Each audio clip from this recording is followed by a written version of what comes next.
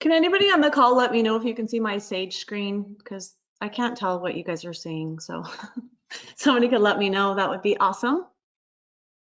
Maybe just type in chat. Okay, perfect. Thank you. Guess what? Thank you guys for putting up with me last week during our call and me tripping over on my feet with these questions, but I figured out how to undock the little question box. So now I am able to see everything in full view, which I'm super excited about. I'll be way more productive and not complain this time. So we're gonna go ahead and get started. If you missed the part of me saying that there's a PowerPoint presentation that was attached to this meeting this morning, there is. So it's in the handout section. Go ahead and print that out so you can follow along. This morning, we're gonna be covering year-end review. How do we archive the general ledger? And then at the end, we're going to go through the 1099 process. So someone is saying they cannot see my screen. You can't see my Sage screen, Pamela? Okay, now you can. Okay, good.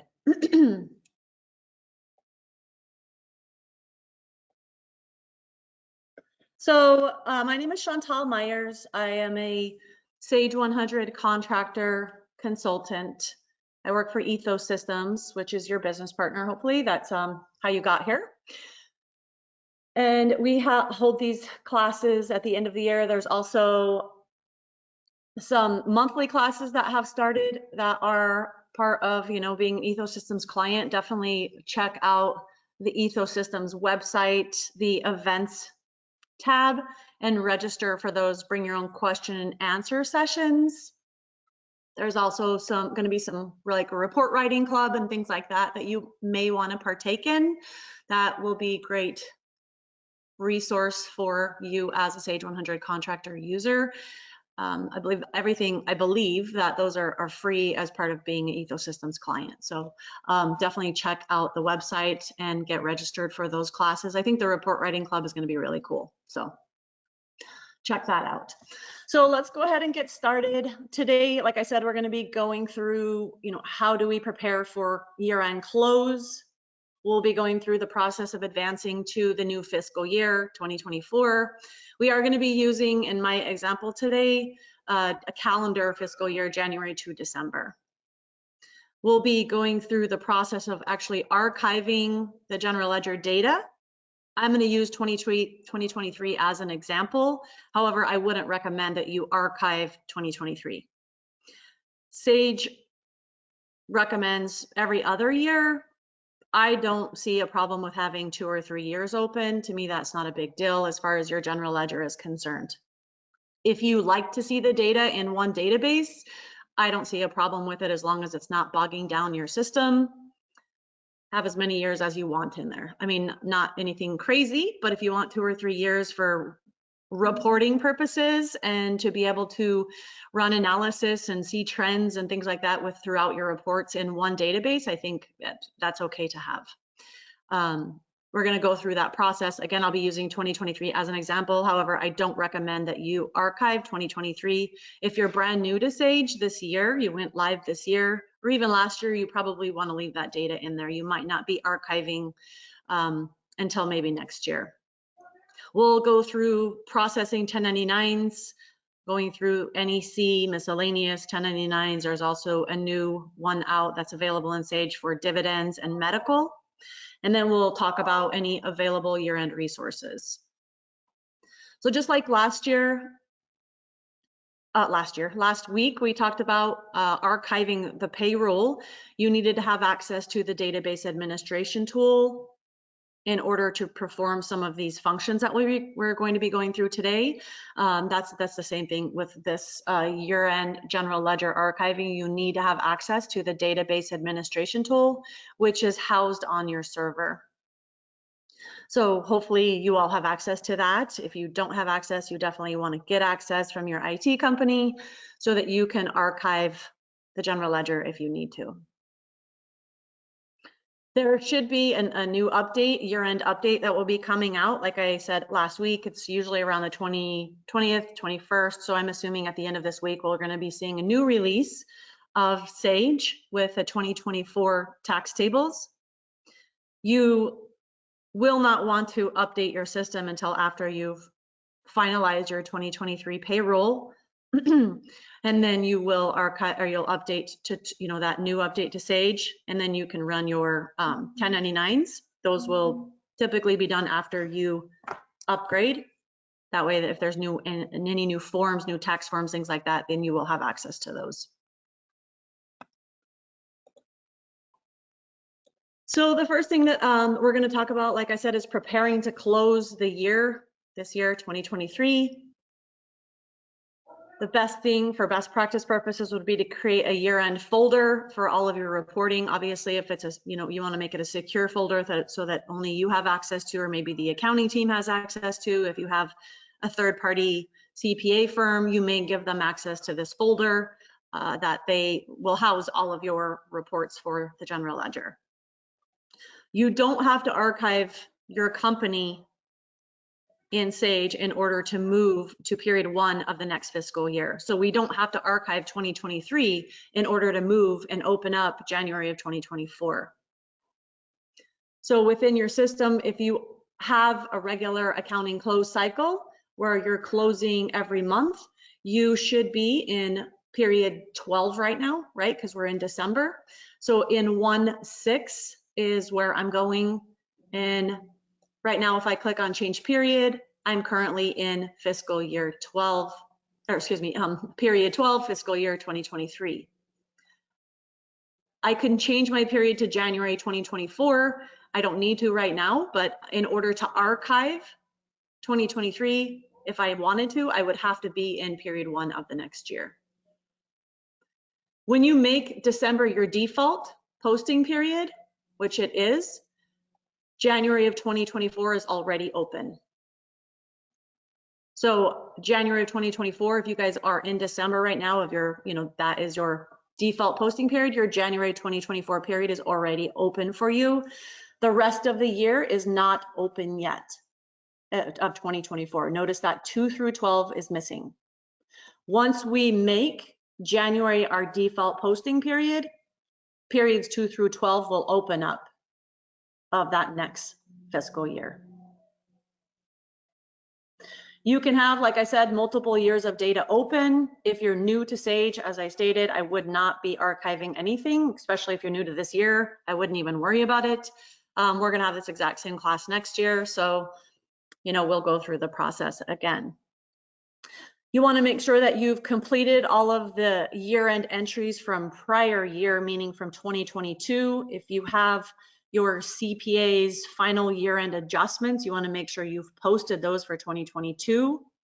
Those should be posted to 2022, especially if you're going to be archiving 2022 data.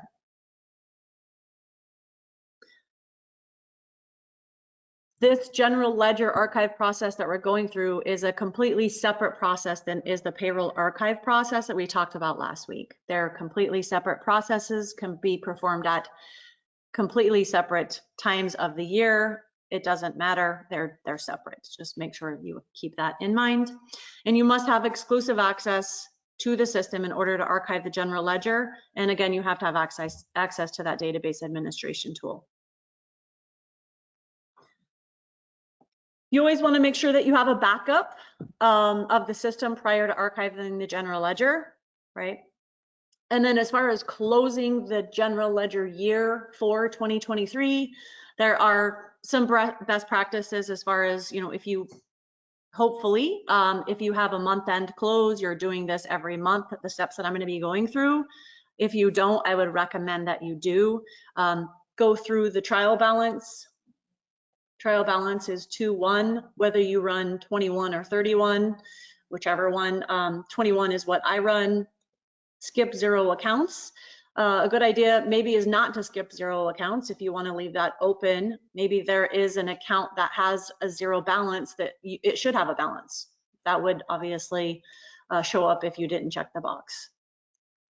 Run it to the screen or print it out. And you just want to make sure that you reconcile and you understand everything that's on your balance sheet. The balance sheet accounts are from your cash all the way down to retained earnings. So do you know and have you reconciled all of your cash accounts? Have you reconciled your current asset accounts? Do you know what everything is, right? I may be preaching to the choir, but these are things that some companies don't do and they don't know that should be done. So you want to make sure your balance sheet accounts, like I said, all the way down to your retained earnings, that you know what those are, those balances are, and they're clean. The liabilities are not negatives. Your assets are not negatives unless it's a contra account, those type of things.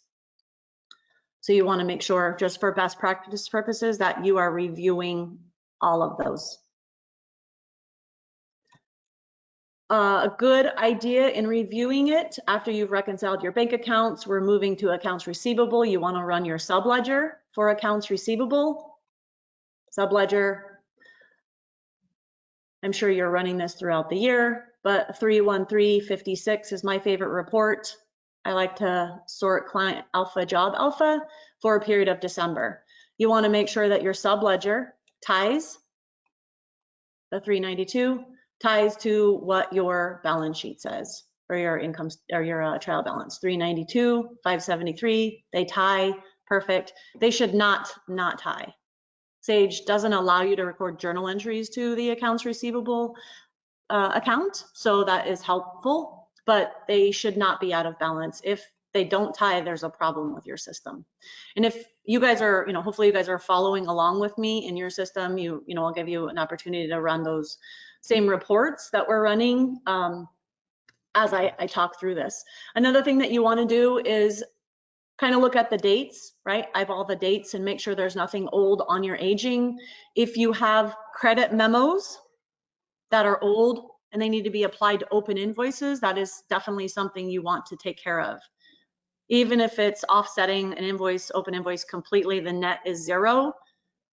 If those are on a job that you want to remove from your system during the archive process and they're still open because they haven't been applied to each other, you're not going to be able to close that job and remove it from your books because it has an open credit memo. So you just want to make sure that your aging is really clean. If you have open credit memos that are old, invoices that are old that are not collectible, you write them off, things like that. If you don't know how to do that, then you can reach out to your consultant or reference or refer to the knowledge base. That will be helpful for you to understand how to do that. That's just for best practice purposes. You want to make sure, again, that it balances to your trial balance and that there's not old data on there. If you started in Sage this year, or actually even last year, anytime you see a startup account, AR startup, AP startup, service startup, the balance in those accounts should be zero. There should be nothing there.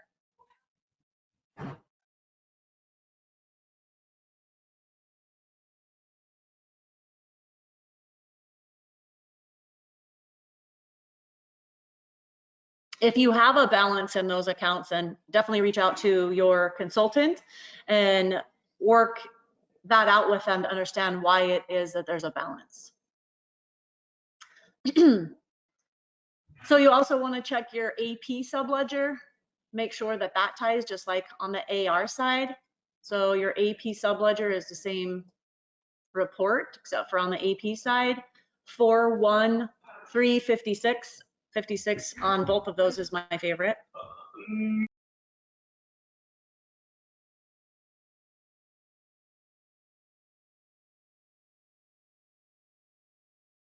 So going to the last page here, our balance is 437,000. If I go to my trial balance, it's 437,000 and my startup is zero. Again, just like on the AR side, if there's any old credit memos, things like that, you want to take those credit memos against open invoices so that if you want to close a job during the archive process, there's nothing that is hanging out there that's going to prevent it from being removed from your system during the archive process.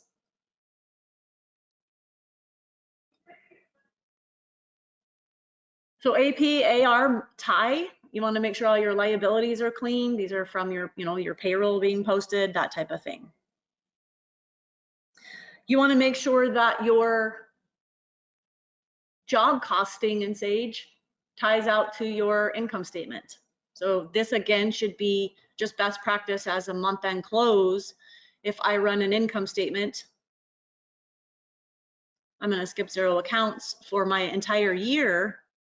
I'm just going to run report 21. This 1,817,000, this is my cost of goods sold, that should tie 100% to my job costing for the year. So if I go to 616, report 21 for that same period,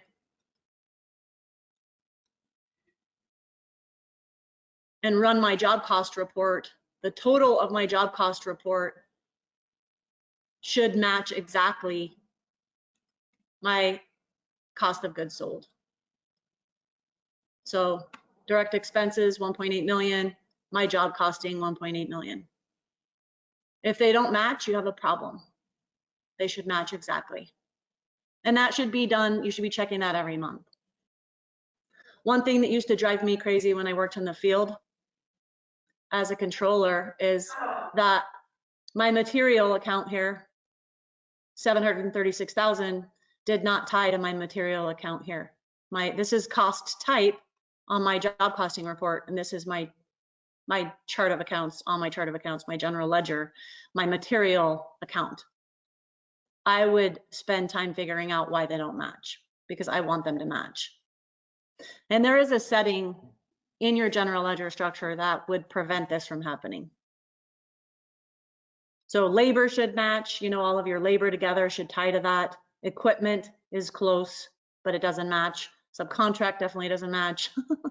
So this was a nightmare to me. But how this happens is that when we're recording AP invoices, right, we're gonna select, let's just pick one. And I'll go to the source so you guys can go to 4.2 and see the actual invoice. But the material account is what's driving the information to our P&L, right? This is the GL account. But when somebody is costing it, job costing it, this cost type may be different than the general ledger account that they choose. And that is what would be causing the mismatch. Some people don't care, but I do.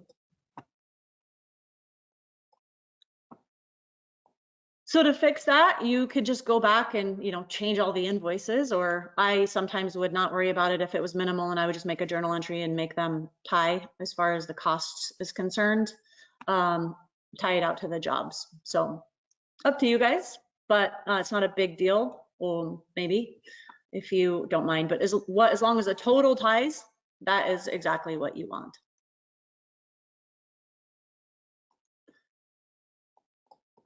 I would also be running a trailing 12, again, just as best practice for month-end close, running a period 12, skip 0 accounts for December. That way you can look at variances. This should just be part of your process anyways, but just making sure that there's nothing that stands out, right? If you're looking month over month, rent was 1,900, and then in June it, and now it's doubled. So I would be thinking something is wrong here. So this just allows you to run that 12-month trailing 12 and look for variances. Again, should be doing that every month anyways.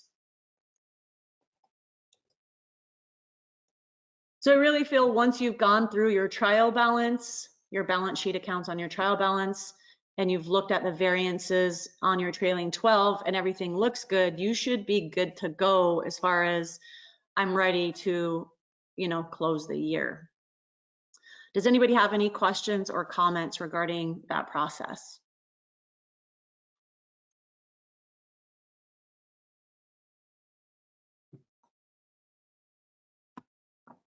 Did anybody run a trial balance and the 61621 report and have it not tie? Can everybody hear me?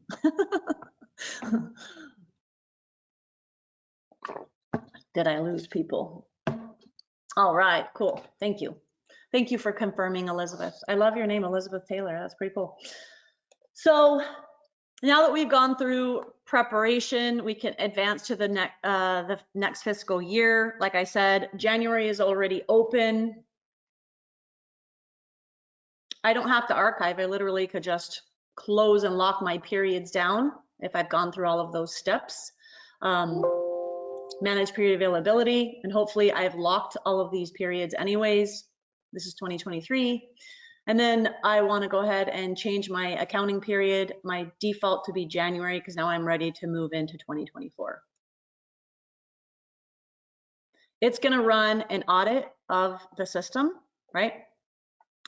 It goes in behind the scenes, runs that audit. It'll tell you if it's successful or not, just like this. If it is not successful, it'll give you a report to tell you what is not successful, what is the issue.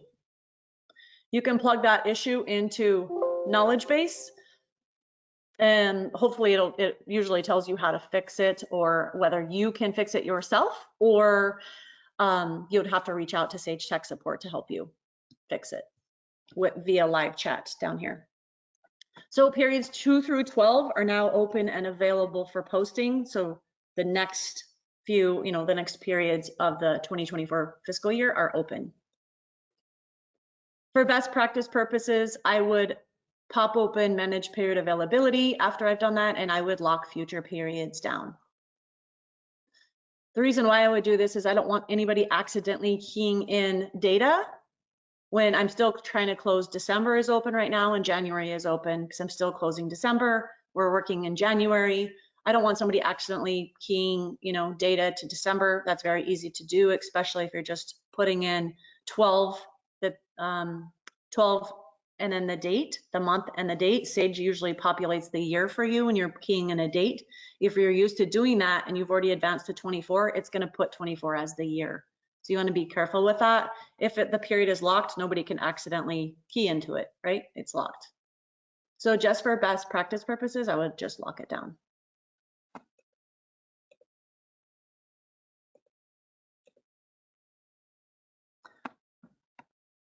So another step in preparation of prior to us archiving the general ledger, and actually just good for year-end practice, is, and if you're following along, I'm on page 6. It's not numbered, but it says preparing for GL archive, verifying checks.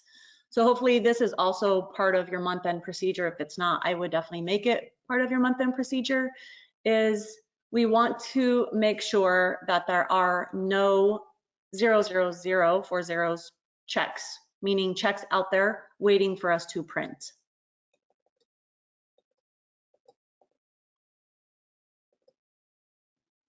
So you're going to put in, the year that you're closing. You're going to put in all of your bank accounts. Double click in there, choose from beginning to end, and then you're going to want to put the transaction number as 4 zeros. And then you can put in the notes, say to put in greater than or equal to a penny, but if you wanted to see everything, I guess it doesn't necessarily matter. You can run your report, and as you can see, I got a hit, meaning this is a check that we were going to print. 4 zeros in Sage means I'm going to print this check later. If I have something in my system with 4 zeros, did I print it to pay my customer this overpayment?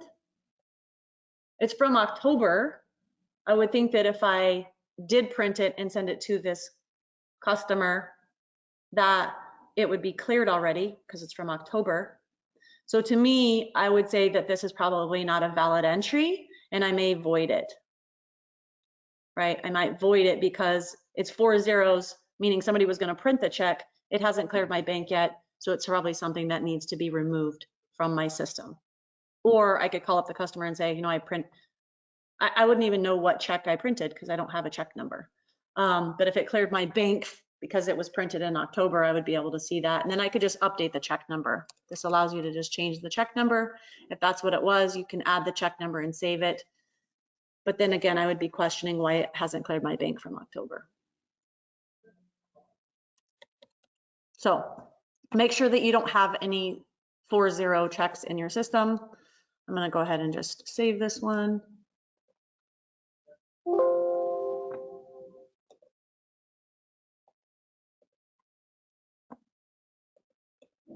Some of the things you want to do before you archive is make sure that all of your projects in 3.5 are updated with the correct status. So if you want projects, old projects, to be removed from your system during the archive process, they have to be in a status of closed or refused. Those are the only two statuses that jobs can be in to be removed during the archive process. Any jobs that are, say it's from 2019 and you want to, have it removed from your system, if there's open AR or open AP, even credit memos, like I said, that haven't been applied yet, that job will not be able to be removed from your system. It's still going to be hanging out there in the general ledger or in the 3.5, waiting for you to clear all those transactions that are open. You want to make sure they're either closed or refused. Again, just for best practice purposes, that would be something you should probably be doing just throughout the life of your projects, making sure they're in the correct statuses. If you haven't been doing that, you can update completed status or closed status in mass. So I want to move a lot of jobs from their current status to closed. I can click on closed to update jobs to a closed status, select the jobs from the window list, and then you click insert selected items. So it's going to pull up my jobs. I can just double click on the ones that I want to move to closed. And then I click up here. If you can see that, I'll make my screen smaller.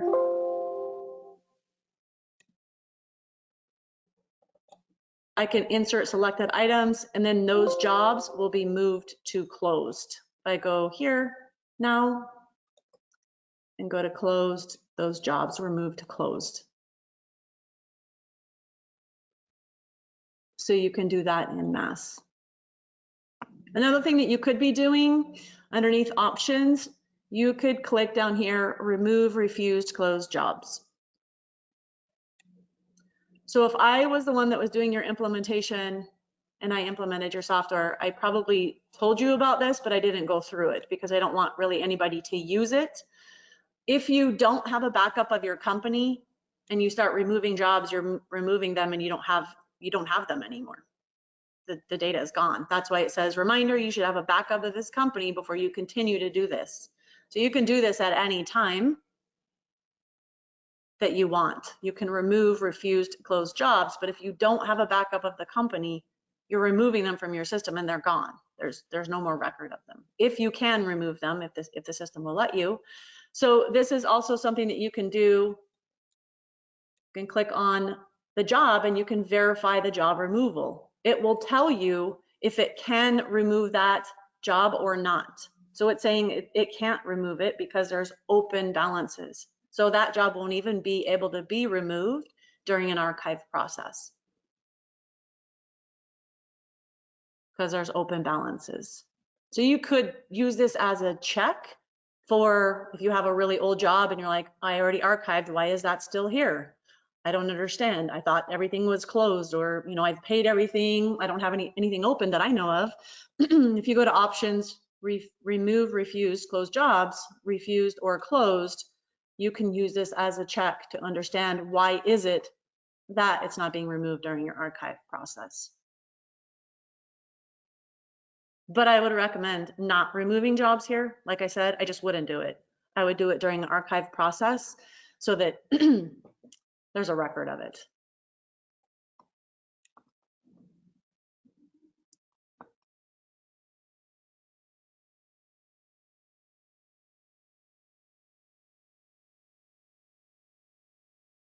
Any questions about removing jobs or changing statuses? It's quiet today. Okay. If you use the inventory module, you'll want to run an inventory audit. 12.5. Again, all of these steps that I'm going through, hopefully you're doing every month anyways. These are just best practices for your month-end close. if you did that every month, you know, if you encounter any issues, you're cleaning them up right away, as opposed to doing this one time a year and then potentially having to clean up a lot of information. So someone just asked, what is the difference between complete versus closed? So some companies, Nicole, use this status of a job for different things, but best practice from Sage's perspective is bid refused. Obviously, if you know you're bidding a job, you lose the job, it goes into contract, you're awarded the job, you haven't started it yet. Current means we're actively working on it, the job. Those are all of our current jobs. Complete means we've completed the work, yet we're owed money or we owe money. We're done with the work, but we still need to have it, we need to be, you know, have it visible to us in reporting purposes, because we're still, you know, maybe retention is outstanding or something like that, but no more work. Just some paperwork or funds transfers need to be done. When we've been paid in full, we've paid everybody in full, we've done our, we used to call them postmortems, but our job reviews, whatever, however it is that your company refers to that, just reviewing where we ended up on the job, we move it to closed, so that then it falls off, if you will, of our reports. We don't have to include status 6 any longer. Does that make sense? Nicole, did that answer your question? You're welcome.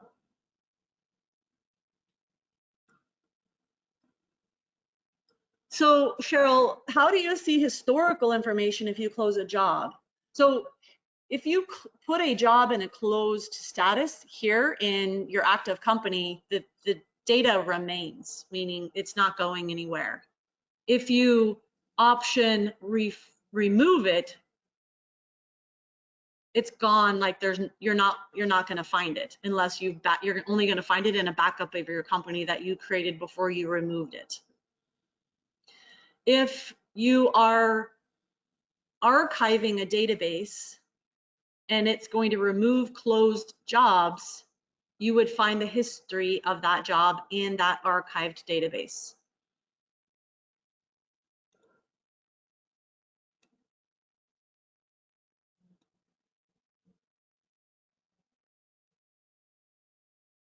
Did that answer your, that is the question I should have asked. We have not removed any jobs for that reason.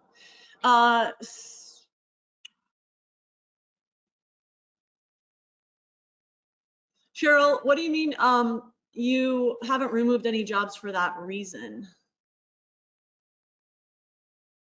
Because you didn't know where to find the data? Pamela, if I move the questions over here, can you see them? Can you see the question now, if they're on my screen?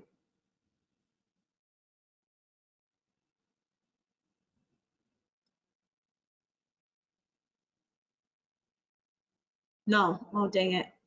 I moved them onto my screen, but that's, sorry that you can't see the questions that are asked.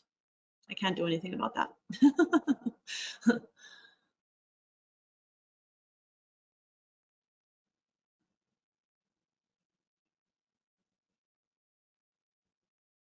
Yeah, Cheryl, if you put a job in a closed status and you're able to archive it, you would have to go into the archive database to see the history. So it's not going to be in your active database, it'll be in that archived database.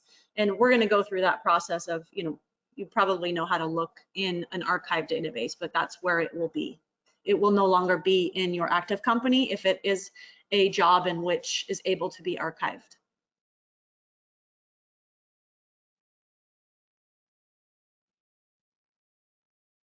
Sure, Cindy. Yeah, Cindy asked if you remove a job, can you use that job number at some point in the future?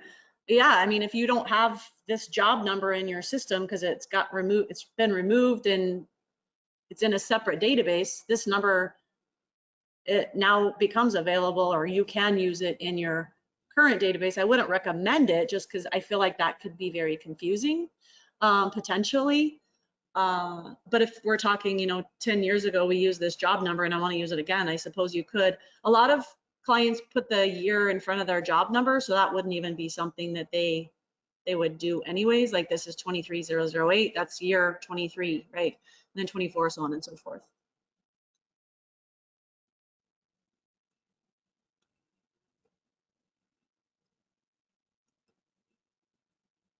Okay. So I answered all of those questions. We're going to move on. Like I was saying, in inventory, if you use inventory, the inventory module, just as best practice, you should be performing an audit at the end of every month anyways. Click audit. It'll come up just like the general ledger audit or your payroll audit. Audit complete, there's no items to report. If there were, usually a repair will fix whatever issue is there. If it doesn't, again, put the error in Home and Resources knowledge base, plug the exact verbiage into knowledge base here, type it in, it will tell you how to fix it, or tell you even if you can fix it, it may say you have to talk to Sage tech support using live chats down here. So run your inventory, make sure, perform your physical counts. Best practice would be to cycle count up, make sure that your inventory balances are correct. Your inventory quantity on hand report, I clicked on the wrong one, this one, 1212.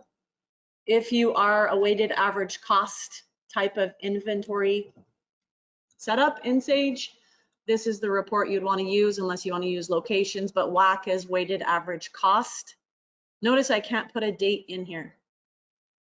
So I would say December 31st as part of your best practice, and at the end of every month, I would run this report because it's as of when you run it. So it's very important if we're performing a physical at the end of the year, we get a snapshot of where we were in time, we run the report, because I can't put a date in here. I need to see this report through this date, through just the end of the month. I can't do it.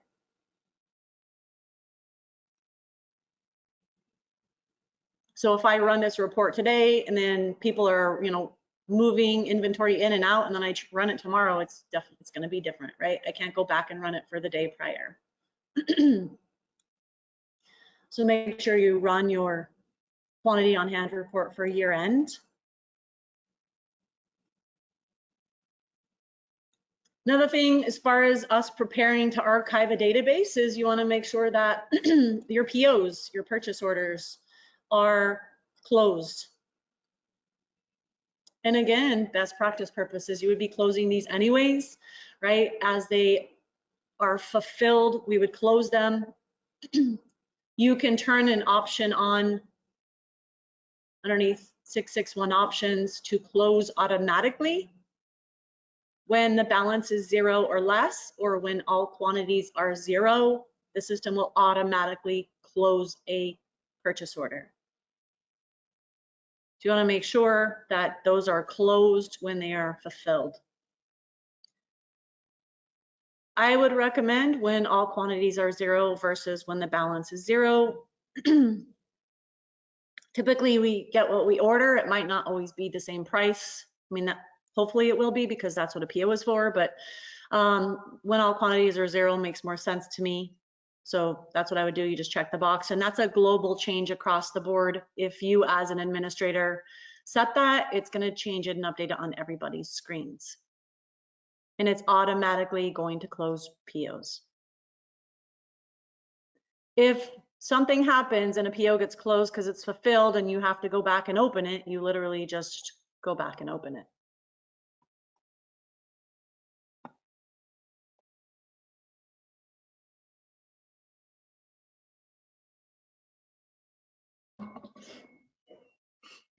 Page 8 of the PowerPoint presentation, I gave a list of year-end reconciliation reports. So the trial balance, the balance sheet, income statement, your subledgers. Make sure you clear the credit memos, like I said, on your agings. That way your projects can be archived if they need to be. Run your job cost total report, that 616, make sure that one ties to your income statement. Run your service aging and your inventory on hand report.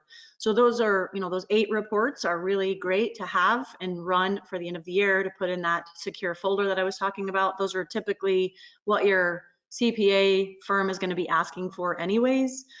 So once we're done reconciling the bank and the credit cards and all of that, we want to run these reports to be able to provide to them. You also want to use them as a mechanism to check to make sure after we archive the particular year that we're archiving, that we run the same reports in the archive database, or at least one of them, trial balance probably, to make sure that all the numbers got archived properly. So we run it before, and then we archive and we run the report after, make sure they balance, make sure that there's nothing crazy. So happening that to where we would have to restore our company. I'm gonna just go ahead and run the trial balance in this example. And I will write down the total or take a picture of it. 2.8 million, perfect. Another thing that you may think about when you're deciding, do I need to archive or not, my general ledger, is if you start running reports in Sage, you know, your financial reports, agings, things like that, and you're seeing, you know, we're going scrolling forever, like we're playing a, what is it, Wheel of Fortune or something. The dates that are available in here mean that, you know, if you can go back to 2019, 2018, that's a problem. That's because those years haven't been archived yet. But if, like I said, if you like to have 2018 data in your current database, then have at it. I think that's a little bit much, but that's why you're still seeing older dates there, because they have that general ledger year has not been archived. So if you're wondering, why am I still seeing this? That is why.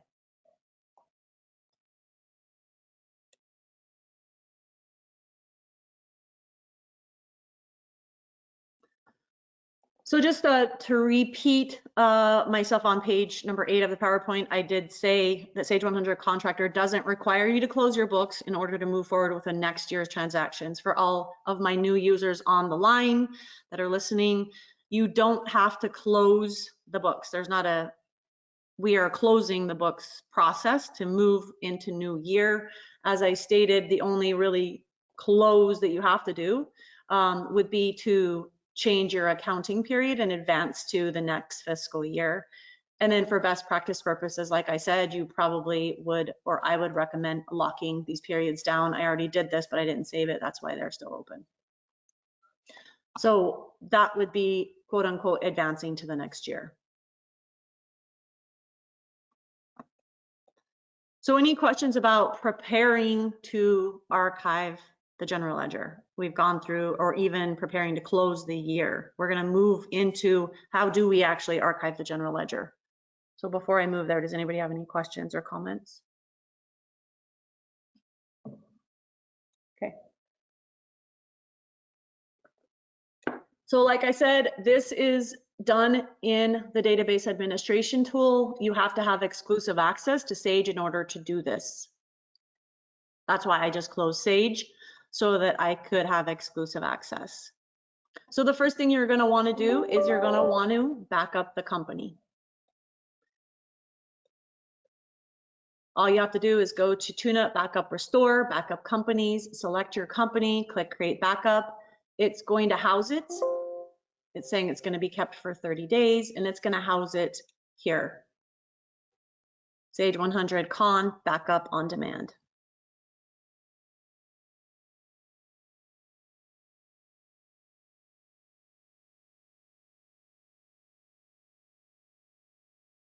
The backup is complete. I don't have a lot of data, so that was very quick. This archiving process for your general ledger for some companies takes hours upon hours to complete because they have a substantial amount of transactions in their database. So you definitely want to think about, do I have enough space on my server? You need space. Do we have enough time to do this, right? So a lot of the times we'll do it after everybody's gone home for the day, or we'll shut down, you know, maybe on a Friday, half a day or something like that, because it does take some time if you have a lot of data. This is a sample company that I don't use, obviously. It's just a sample environment. It takes not a lot of time. I have a client that takes 8 hours to do this. I mean, they have a lot of information. So you want to back up the company.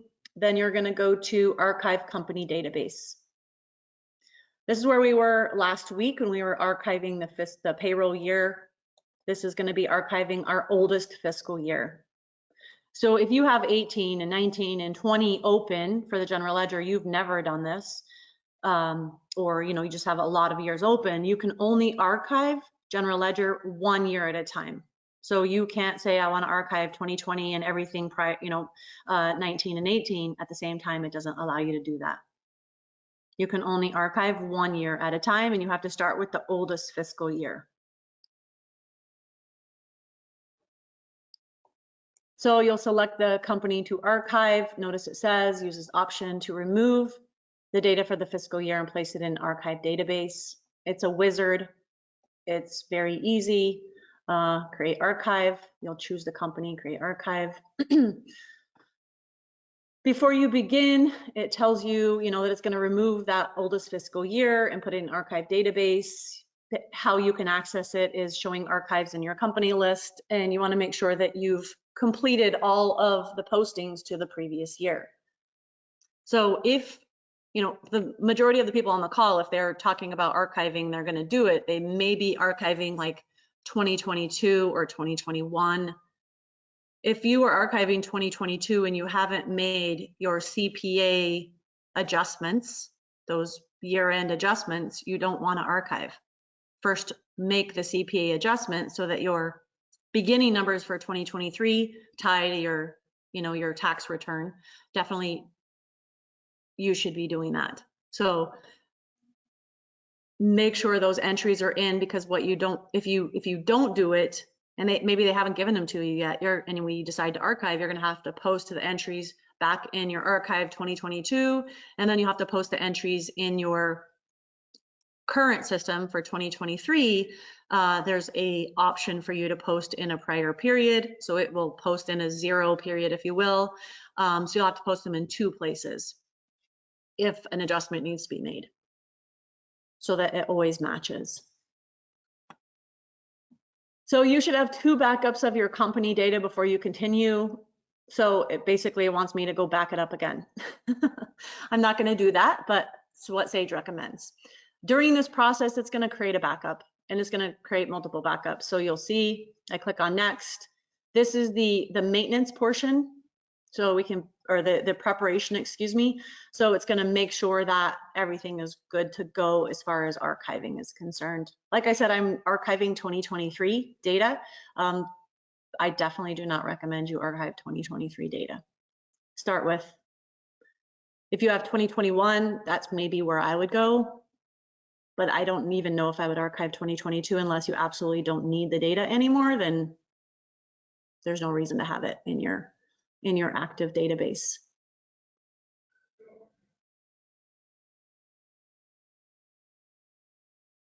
So notice it's creating a backup again.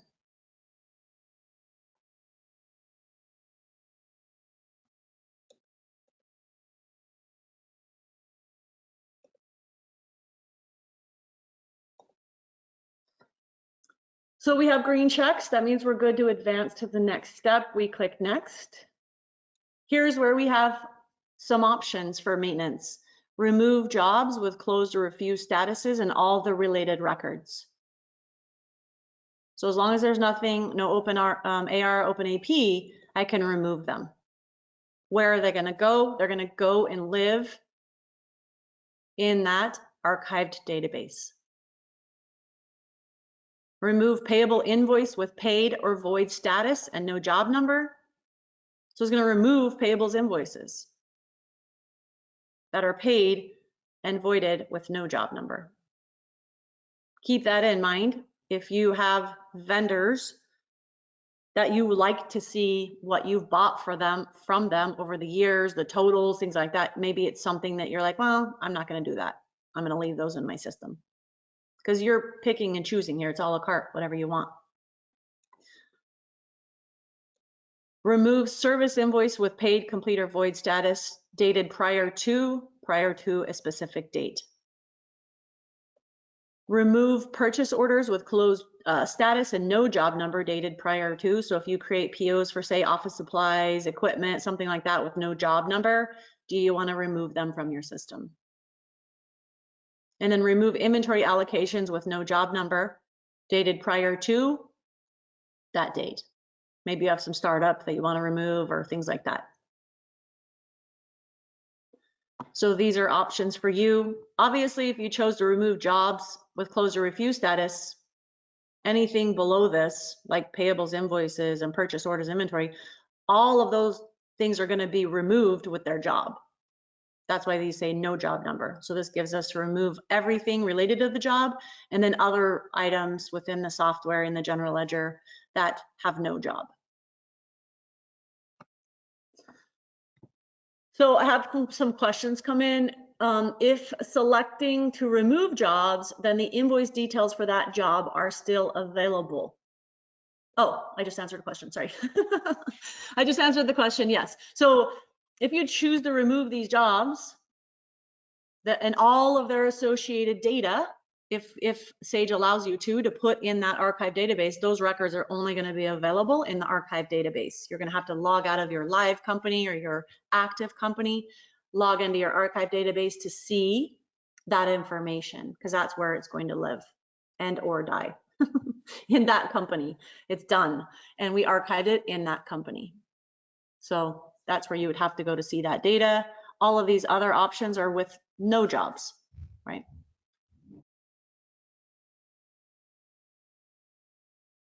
So then I'm going to go ahead and click next. You're going to want to enter the name for the company archive.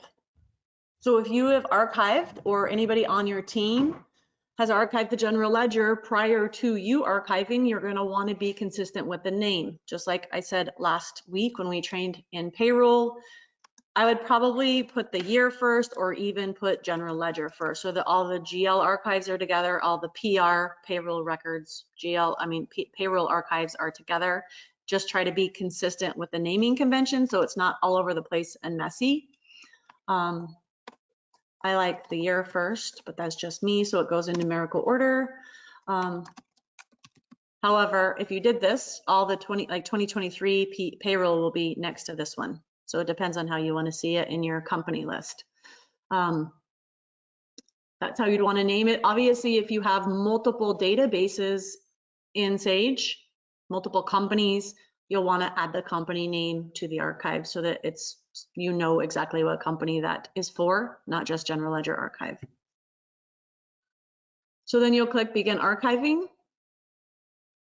You're about to archive the accounting data. All accounting transactions for the year are going to be removed from the current books, reminding you that you should have a backup. So backup, backup, backup. Do you want to continue? Yes.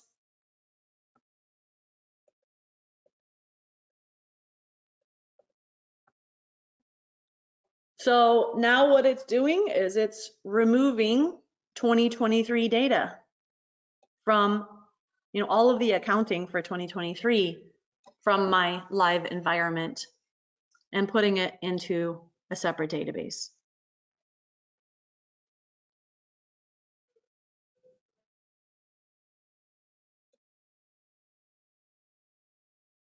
It's gonna remove, like I said, closed and refused jobs, payable invoices, closed POs, inventory allocations, everything that you've selected there, that's what we're doing right, it's doing right now.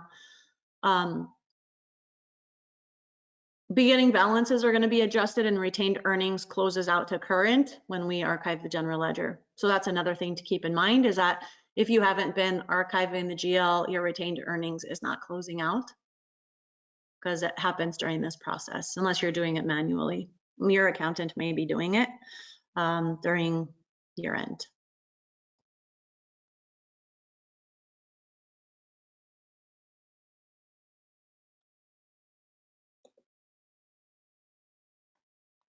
So that didn't take very long for me, like I said, because I don't have a lot of data. It's going to back up the archive now.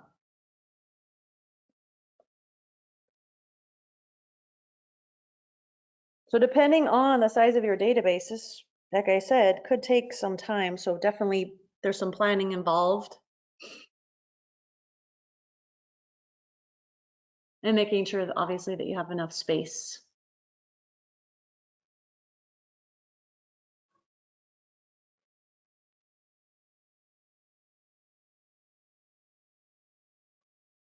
It's backing up the current company.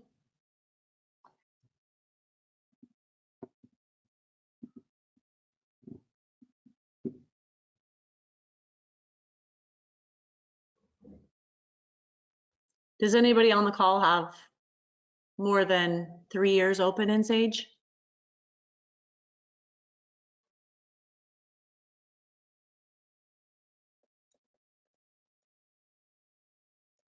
Cindy.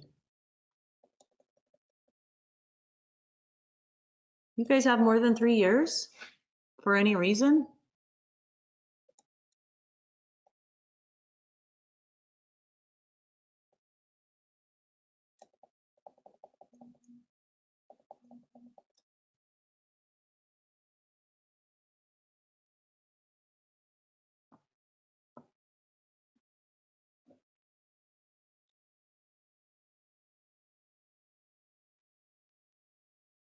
Cindy, so even if you have jobs that are old that are active, if they're jobs that are active and ongoing, they would not be in a closed or refused status. So you could archive your general ledger and still those jobs would be active in a current, you know, in your current company. Sage made you archive 2021, Amy? How would they do that? They told you that you had to do it? You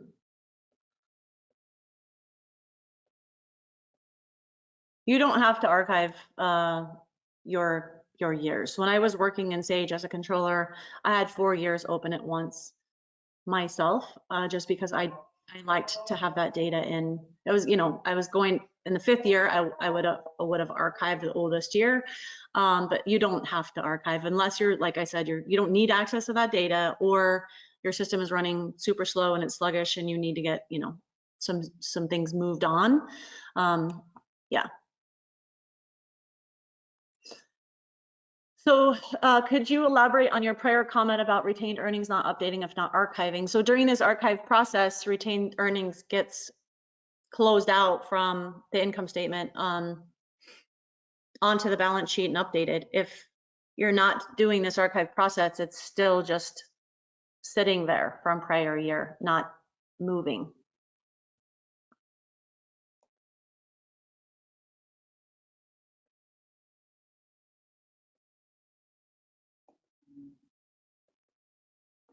Katie, you have 20, 21, 22 open. Do you have data in 2020? I would definitely recommend archiving 2020. If you don't ever go and look at that data, you guys aren't running reports for that, I would recommend archiving 2020. Oh, wow, Prudence. Prudence says that they archive every single year because of the size of their data. Wow, so that's got to be painful to run reports and things like that. You have to always go back to archive. Yeah, so if you were archiving more than 1 year, Katie, like if you needed to archive 2020, 2021, then yes, you would start with 2020, run that archive process, and then you would do the exact same process for 2021. It's only going to let you archive the oldest fiscal year. So archiving is complete.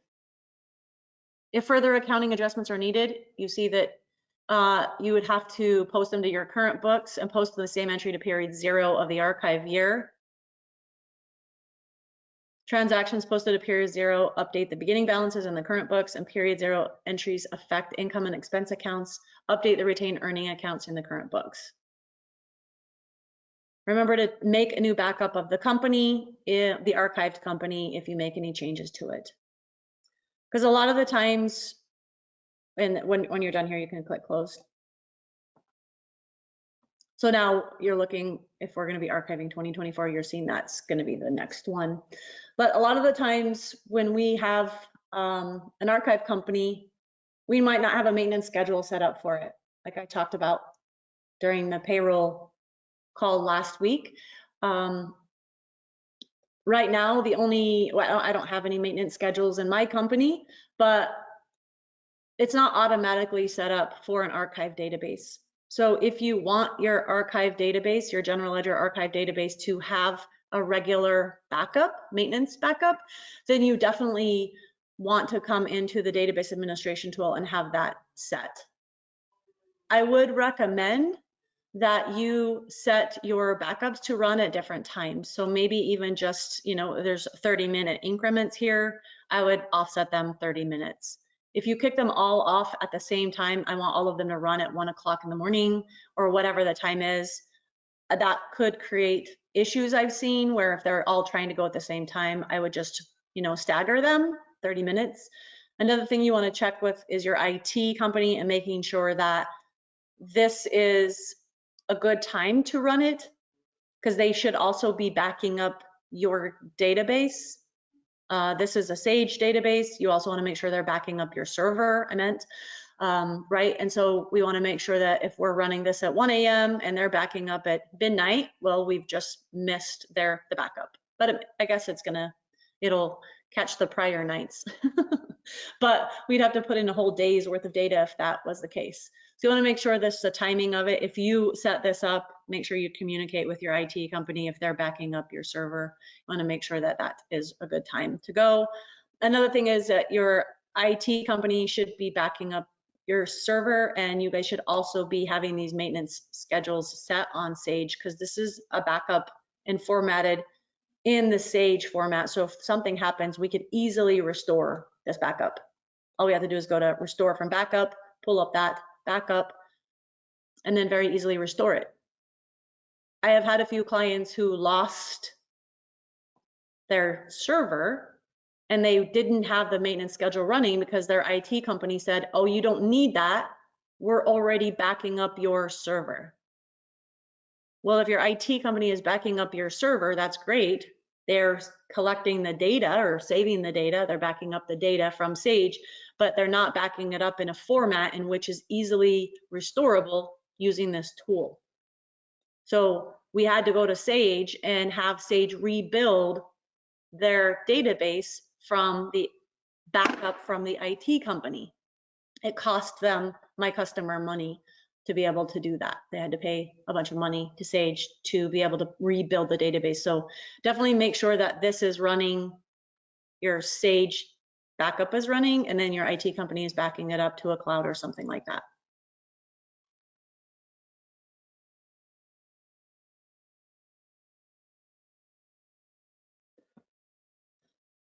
Okay, so any questions about that process? Archiving? No. I'm going to open back up Sage. So in the archived database in Sage 100 Contractor, this is where we're going to see the archive, show archives. I see my archive here. I'm going to open it up. In your archive databases, the background should be red, indicating that you're not in an active company, you're in an archived database. So you definitely would want to rerun your reports. I only ran the trial balance, so I'm going to run the trial balance again for my period. And I'm just going to make sure it matches the total from the report I ran before I archived, and it does. I took a picture of it, and that was the total.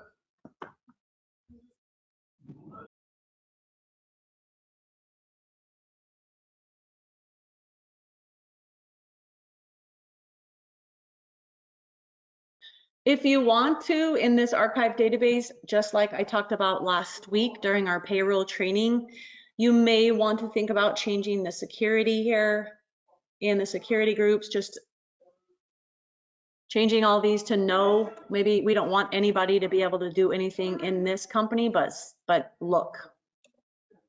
So nobody, doesn't matter who you are, can save. And nobody can void, nobody can do anything in here but look, because it's an archive database. That would just prevent people from accidentally doing something in this company.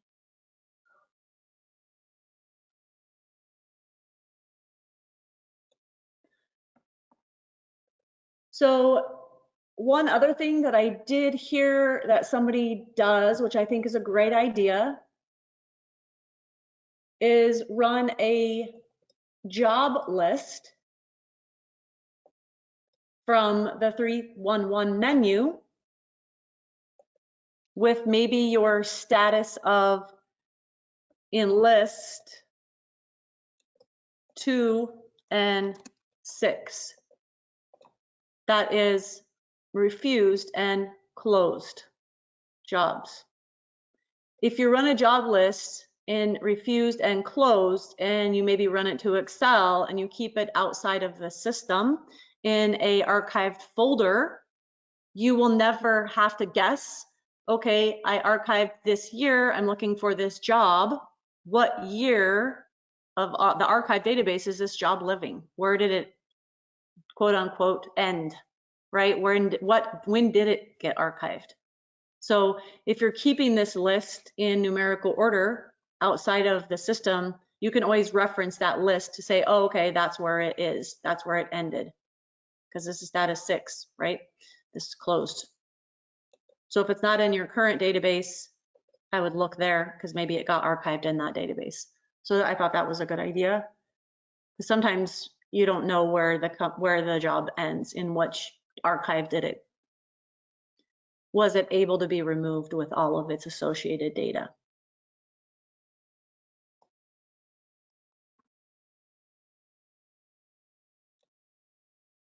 Cindy, do you have a question? Your hand is raised. I just didn't know if you're holding it up there because you're exercising, or if you have a question.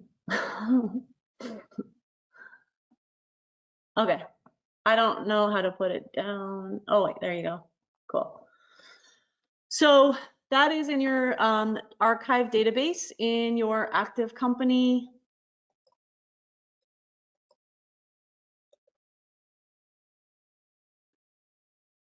Prudence, since you guys archive every year, you're able to keep your database pretty clean, right? Because now, since we've moved out all of that data from 2023, which was just last year, we can remove unused vendors. So I can do some cleanup, some tidying up of my system, some general housekeeping in my live environment. I can go to 4.4, right? And if I have removed invoices from this system and archive them in a database, I don't need that vendor anymore. We don't do business with them. All of their invoices, their records live in an archive database. I can now remove them from my system. I could delete the vendor.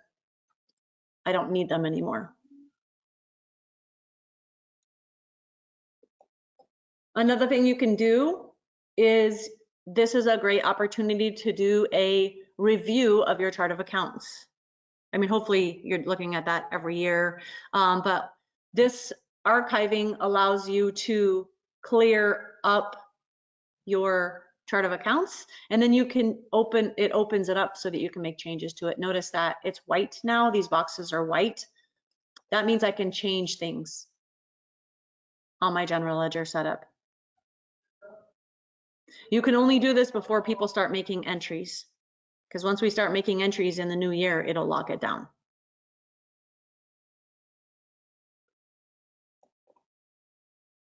A good time also to go to the general ledger 1.7 and remove any accounts. If we had, we created DNUs, do not use accounts, delete them, right? If we don't need them, delete them if we can. All of mine have balances. Let's see, this one doesn't. So I can delete an account if you didn't have conflicts. I do. You can inactivate accounts.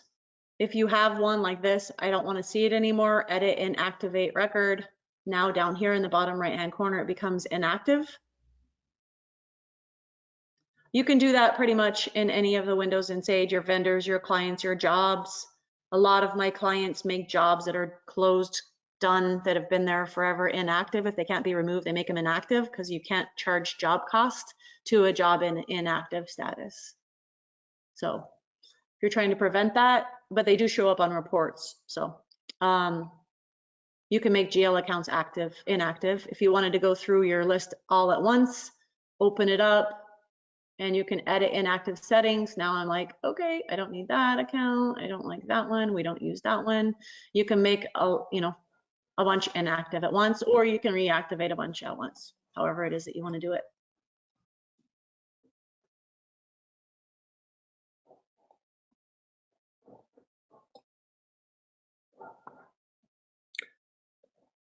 So that is archiving your GL and year-end close. We're going to switch gears and go into 1099s. Does anybody have any questions about anything we've covered so far before I move on to a different subject?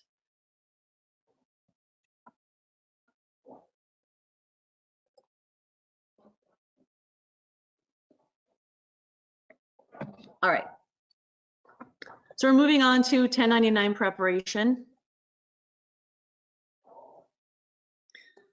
So the first thing that we want to do is ensure all of our vendors that need 1099s are set up properly, right? So hopefully we do that as we're setting up vendors, but I know sometimes things get a little bit out of hand, especially if we're super busy. So for vendors is where we would want to go. The financial information tab is where their federal tax ID number goes, or their social security number, depending on what type of vendor they are. The 1099 type is here. So 1 is NEC, 2 rent, 3 attorney, 4 interest, 5 and 6 are new. They are with the new update, medical and dividends. And then 7 is now no 1099. So 5 used to be no 1099. With the update, Sage is going to move all of your, whatever was in 5 to 7, Sage is going to do that for you. I would definitely go through your vendors, and I'm going to show you a report later on to find who you have set as undetermined. I wouldn't have any vendor set up as undetermined, because that's kind of, to me, like a question mark. Do we know if they need one, or do they need one, or do they not need one? We don't know. It's undetermined. So I wouldn't have any in my system like that, unless you truly are somebody's trying to work on figuring it out, right? So we'll talk later about how to run a report to find all of those, but this is where you set that.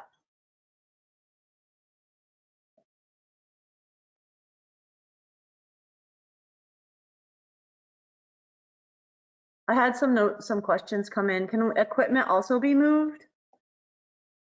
Removed? I mean, that I heard that that's not currently part of the archiving process. I know that they're working on that, but that is not currently available. If you had equipment in your system and the job records that are associated with that piece of equipment have been archived, the system should let you delete the piece of equipment, but it's not part of the archive process. You saw that there was not an option for equipment. That would have to be something that would be done manually, as long as all of the records were moved into an archive database. And then I had another question come in. We are putting model serial numbers in a notes field in invoice. Will that get archived? Yes. So basically during the archive process, Sage just, similar to making a backup of the company and restoring it, that's pretty much what it does. It makes a backup of the company, it removes all of that data, it's an exact copy of the company and through that cutoff period, and it creates a new database. So whatever was living in that live environment prior to you archiving, it's going to be the exact same data in your archive database. Everything, if you have notes or whatever that the case is, it's going to be moved over.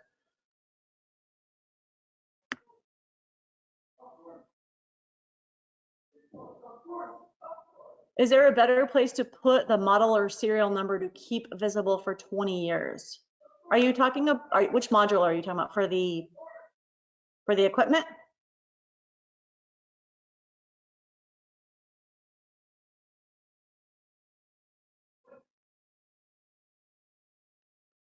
What module is it, Nicole, that you're asking about?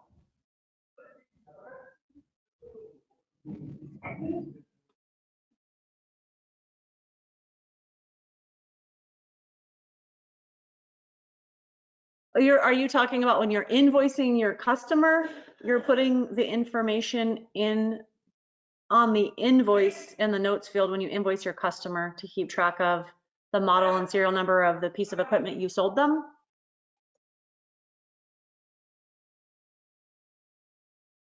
Got you.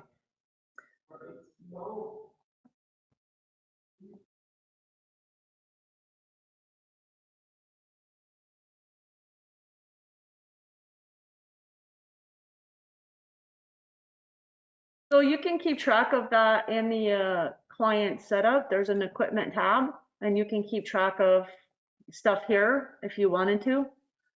Equipment number, serial number, manufacturer's part number, here notes. This lives in, in the clients. So if you're keeping track of that or you wanted to outside of a project that potentially got archived, you could keep track of it at the client level that is not going to be archived.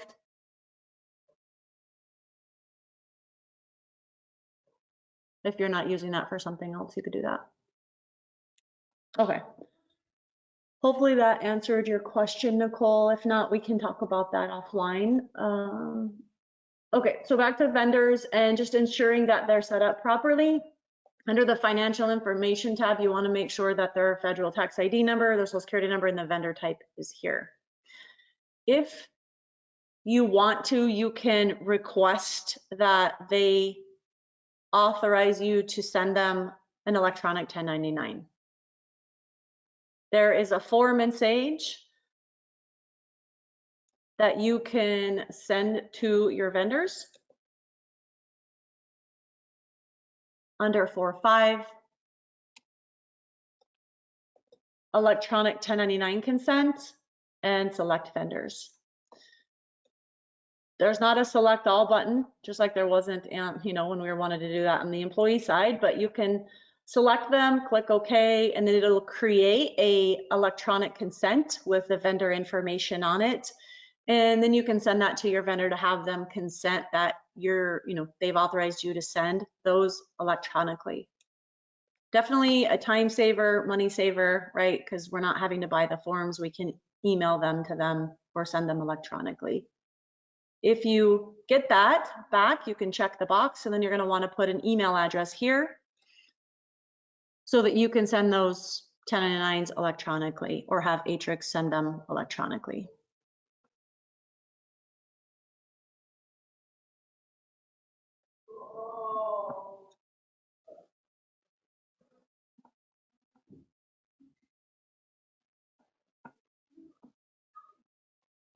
No, not that I've seen. You can still send 1099s on paper. If you want to print your own 1099s, I did put the article number in the PowerPoint presentation of the forms that you should buy. It's actually called a solution ID now, but if you copy that from the PowerPoint presentation and paste that into knowledge base, you're going to get the tax forms and e-filing answers down at the bottom, number 10. What forms will I need to order? What forms will I need to order? And here is the 1099 NEC or 1099 miscellaneous. The federal would be plain paper. The miscellaneous here is going to require that red, copy that we have to complete. That's why I said it's best, especially if you have 1099 NECs, you have miscellaneous, you have interest or the dividends. If you have all of those different types that you have to file, I would recommend that you just have Sage, Atrix file them electronically, so you're not having to buy a bunch of different forms to print, maybe one interest or one dividend or maybe a few, because now they're different forms. They're not the same. I had a question come through. Do you know if the consent needs to be sent each year, or if I get it this year, I can send electronically in future years? I think that's for, correct me if I'm wrong, anybody else on the call, but I believe once you get the consent, they're authorizing you that you can send that year over year.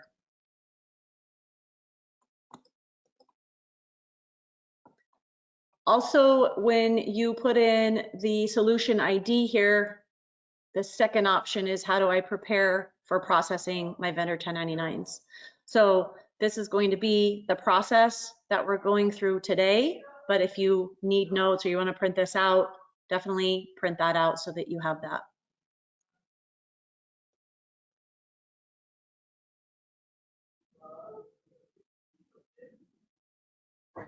So I had a couple people chime in, Elizabeth, authorized until they email you saying don't, and then another user says yes, they agree, you don't need a consent every year, one and done, which is what I believe to be the case. So I think that would be painful to have to request that every single year.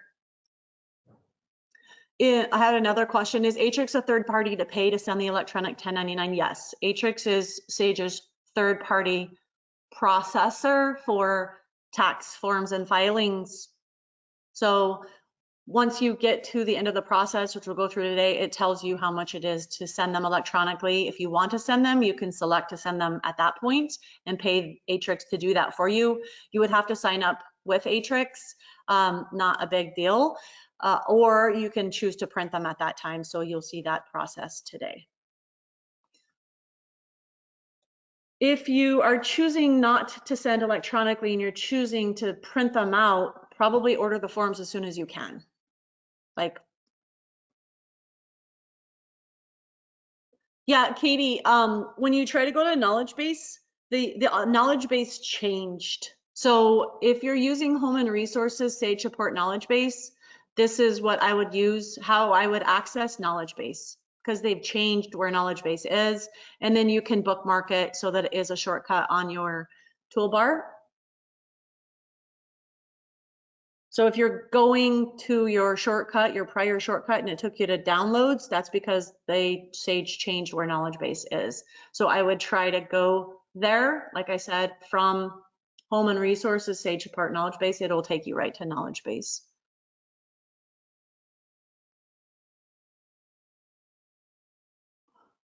Interesting, Katie. I don't know what version you're on, but I'm gonna put this knowledge base link in the chat and then you can copy it from there.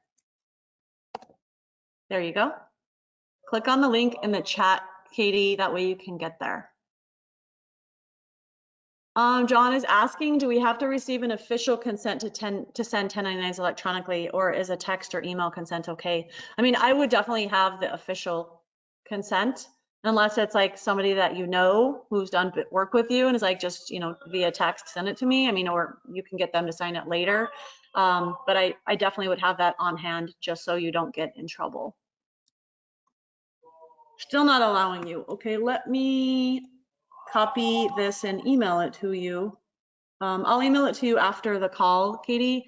But depending on what version of Sage you're on, that's why you may be getting the download, because it used to take you to download, but it should be going to knowledge base. I don't know what version of Sage you're on, but about Sage 100 Contractor, if hopefully you're on version 25, that should be taking you to knowledge base. I will help you troubleshoot that. Pamela is asking, does Atrix only file electronically? They don't send paper 1099s or W-2s. No, they will send paper. Oh, Katie, you got it to work good. Yeah, I'll show you the options that you have, Pamela, when we go through the process of filing electronically, or if you choose not to send e-file, if you will, they're going to print it out. So there's an e-file option and there's an option for them to print and mail. They would stuff the envelopes for you.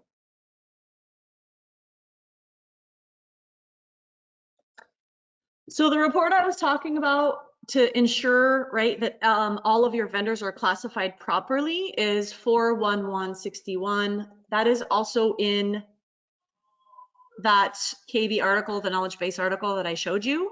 That also tells you to run this report. 41161 vendor 1099 report. You can run it by type, right? So down here it tells you the types in the bottom left corner of the screen. 0 is undetermined. So if I am trying to understand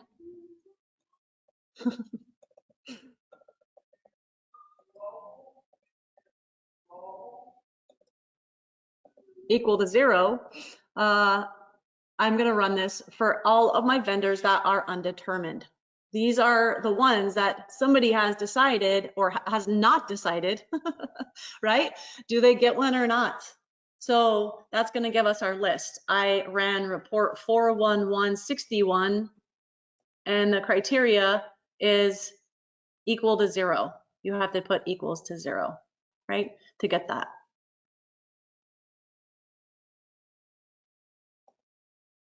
Yes, Pamela, she said, can you choose to e-file the forms to the IRS and send the paper forms to the recipient? So there's going to be a lot of different options for you at the end of the process. So you'll be able to pick and choose what you want. I'll show you what is available there.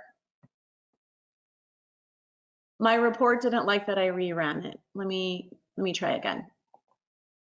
Okay, so like I said, these are the vendors that have undetermined 1099 types. What's cool about running this is you can drill down into it, right? This looks to me like a social security number. So I would think that they would require a 1099. So I could double click into the vendor and it takes me right to my vendor. I would want to put in the financial information here. It is a social security number. I would want to put an NEC compensation.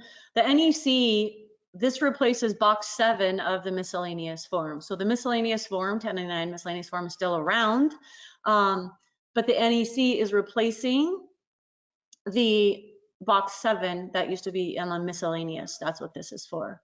I was reading some history about it, and this is due January 31st, right? If your federal tax ID number is a social security number, on the general information tab in the owner field, you should be putting the owner's name. Whoever the social security number belongs to should go in the owner field.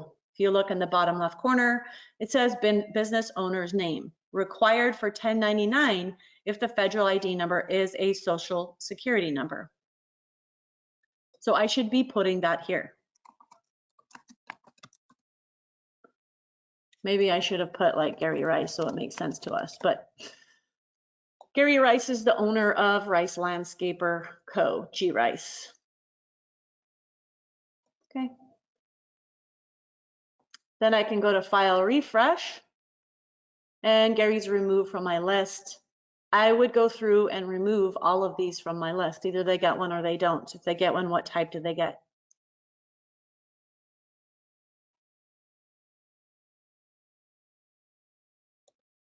So a good report to run, you can also run it for all of your NECs if you wanted to. This is everybody who is getting, according to my setup, everybody who is supposed to get an NEC type of 1099. This is the payments made this year. I would be looking for any missing information, right? Castillo Fence, we set them up to get a 1099, but I didn't put their tax ID number in. So I'd go back and find their W-9, and I would fill out the financial information, putting their federal tax ID number in here. What is their federal tax ID, right?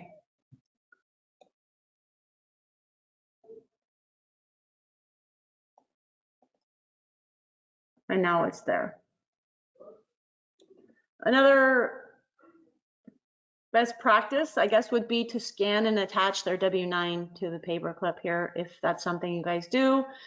That just so that it's accessible to everybody, right? That W-9, we have that on hand. And it's good for audit purposes. Sometimes during like workman's comp audit, they want to see those, we have to provide them. So sometimes I've set auditors up with access to my system and they have a view only, and then just tell them where to go and they do their own thing. And only give them access to, you know, whatever they need access to. So I got some questions coming in. is there somewhere that gives us a description of what those 1099 types mean? The IRS website. Let's see.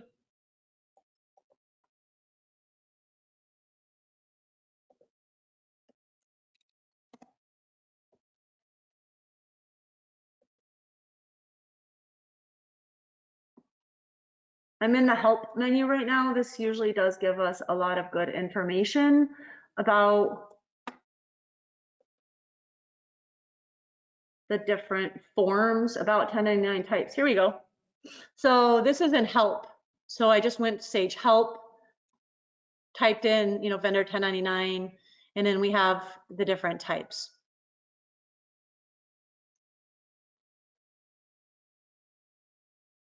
Tammy's saying that she lost sound. Can everybody else hear me?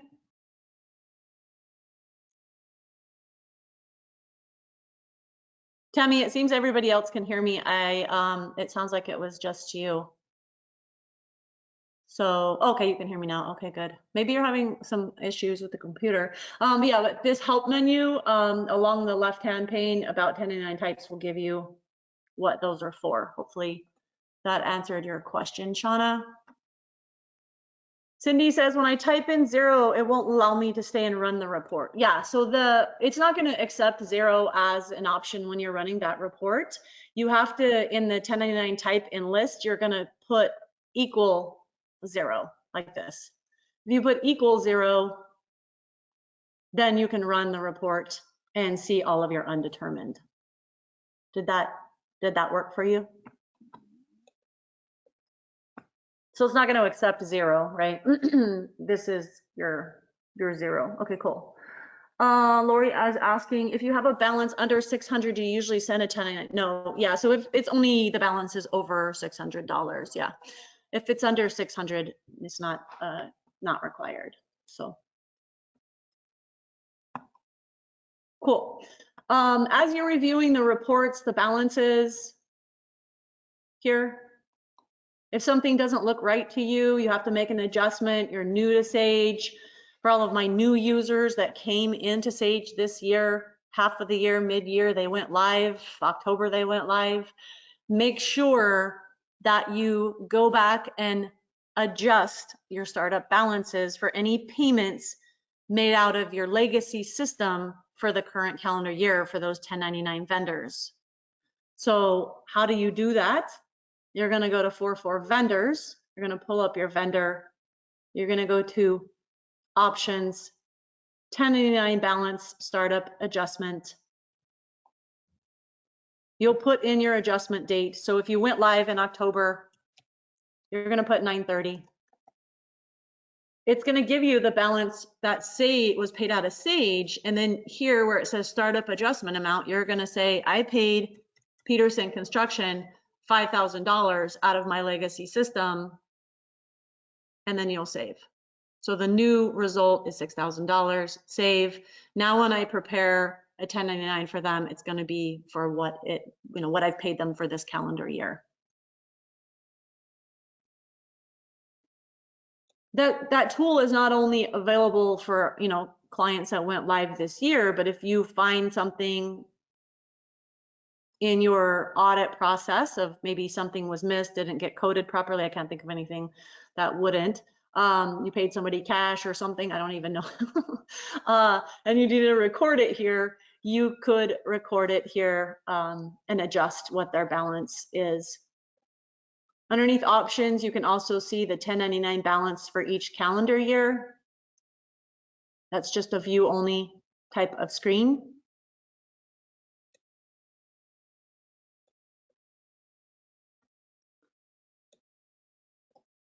So if you've archived, your general ledger, I think Prudence, right? You're archiving every year.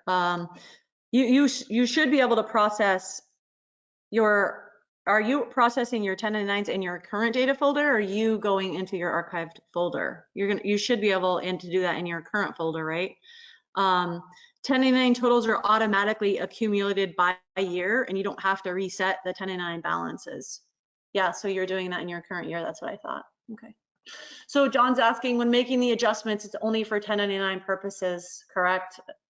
That is correct, yes. Yeah, that's just to adjust the 1099 balance, has nothing to do with the AP vendor balance.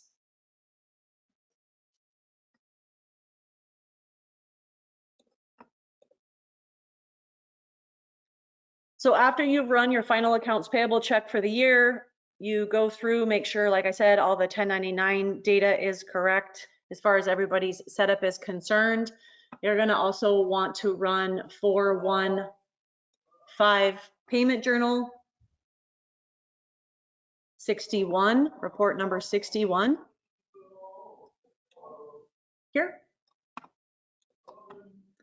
Make sure that everything looks good. You can run this by vendor type, date, 1099 type. So once we've cleaned up all the 1099 types, we literally could just run this 1 through 6 if we wanted to, just to see who we have to send 1099s to. So payment amount would show, if I didn't archive the general ledger, but I archived the general ledger for 23, I would be seeing the 2023 payment amounts here, and then the 1099 amounts here. The two should match.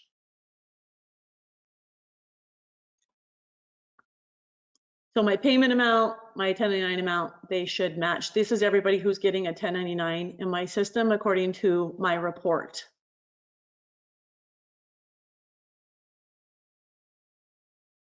So once I review this, everything looks good. I want to make sure that I have the most recent version of Sage that is going to be coming out. You know, I don't know the exact date, but usually it's around the 20th, 21st. Like I said, I expect it to be released by the end of this week.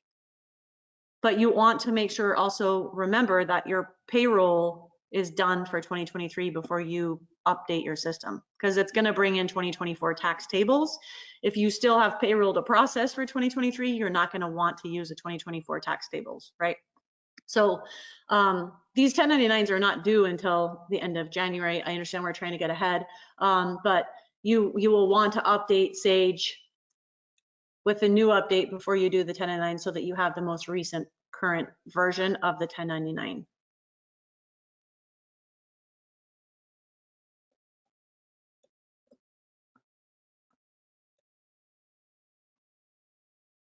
I have some questions coming in. I'm just gonna go back there. Cindy, at what point will the Form 1099 for 2023 be available in Sage? It should be coming with the new update. So hopefully at the end of this week, you'll see the update come out, usually the 20th, 21st, around then.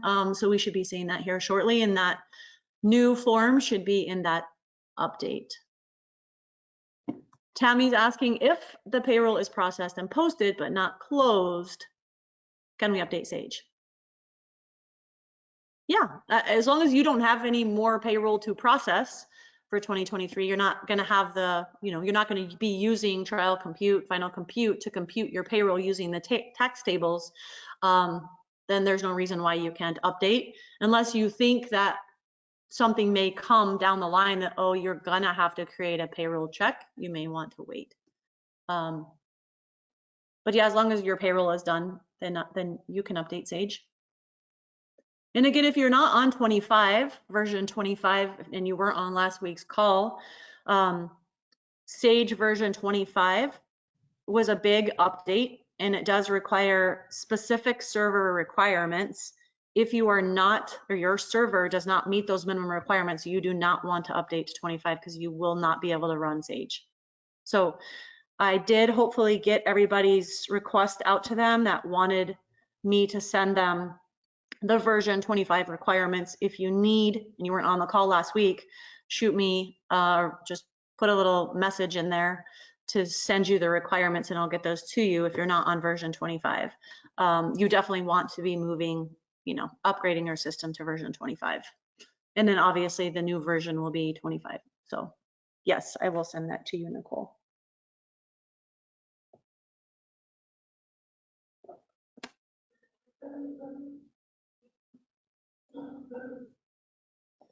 So another thing to keep in mind as we're going through this process is, are you going to be printing the 1099s, or are you going to have them filed electronically by Atrix? Keeping the cost in mind, the time, all of that.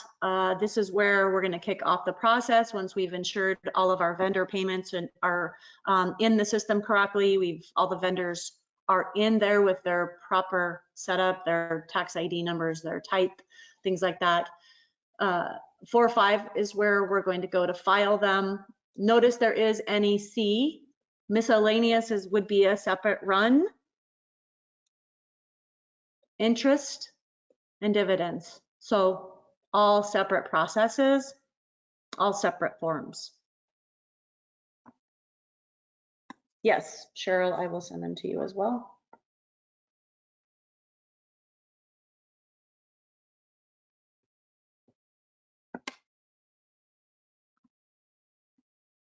So we'll start with the NEC. We're going to choose the year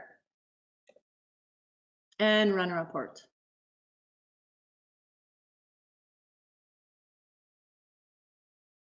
Oh, come on. I have never seen that before.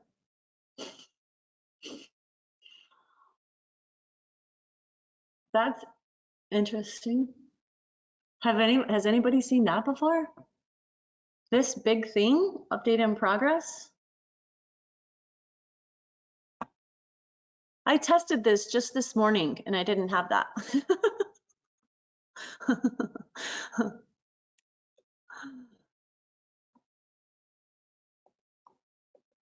How long is this gonna take?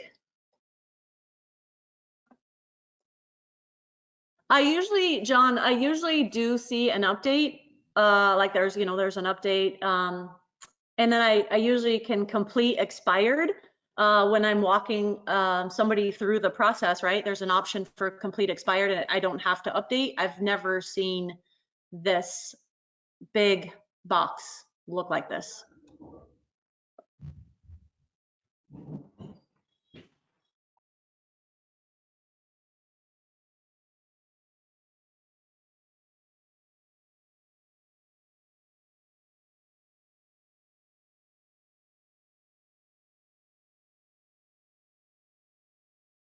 Is anybody following along with me and getting this same notice?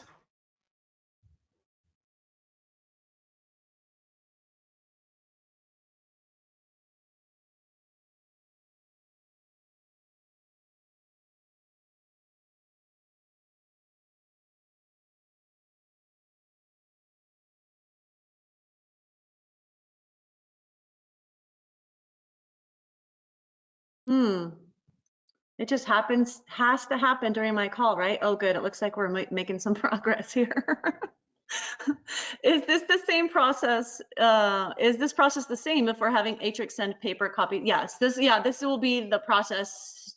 If you're printing them, if you're e-filing them, this process will be these exact same steps. When we get to the end and verify that everything looks good as we go through these steps, then there will be some options for us either printing them or logging in, having Atrix e-file. So it is the exact same.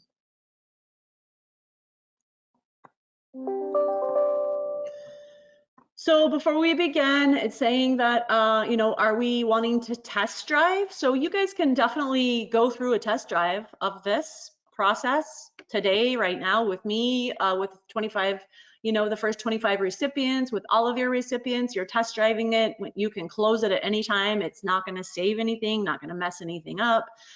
So there is options for test driving, or you can say, no, thanks, I want to start the process. Notice it says if you are in a test drive mode, it's just to work through the process. It's not going to save anything. So next, make sure your payer tax ID number is correct. This is if you're using multiple 1099 data files. So if you have multiple Sage databases and you want to process them all using one system, you can say, yes, I use multiple, and then Sage will give you the option to merge the data together to process it all under one company. If you're just a single user, then you can choose that one. Make sure your payer information is correct here. I learned yesterday it is requiring a contact name and email address. This was not in here yesterday when I was playing around. I just put it in there.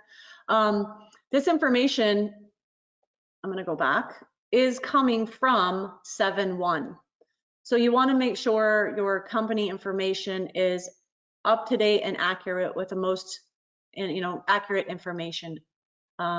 If your address changed, whatever the case may be, you want to make sure everything is accurate. Notice that there's 4 X's here. What I did when I was preparing for this class was I changed the address and added 1, 2, 3, 4 in place of the X. So if you find that this payer information is incorrect, you don't want to change it in this window, this payer information window. You want to go back to 7-1 and change it there because it's not going to update 7-1 from this payer information screen. Okay, you'll want to go to 7-1 and update it because that's where all of your information is pulling from. So this is the payer information. Click next when it's accurate. Are you filing for your employer or are you a third party tax filing company preparing for the company? If you have states here, you would have see those states with their account ID numbers. They look good, you click next. Local tax items, if there's any local, click next. Do you have any recipients who elected to only receive them electronically? Here's where you would say yes, I do, if you have some that you're sending electronically. How do you want their tax ID number or social security number shown? Truncated with X's or asterisks? Then you click next after you've made your choices.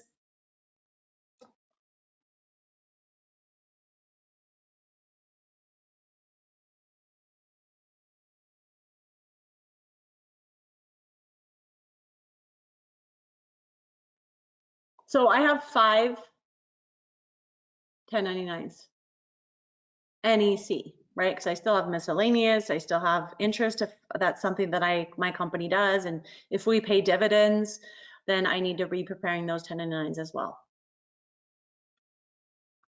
So if I see something in here that is not correct, I would recommend going back to the vendor and correcting it. If you change it in here, it's not going to update the vendor.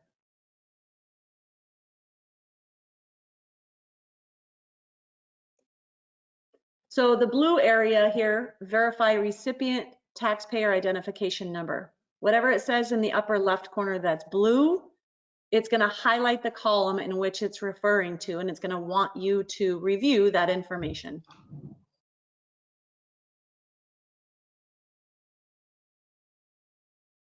So this is the taxpayer ID number. If it looks good to me, I click next, this big green arrow. Next.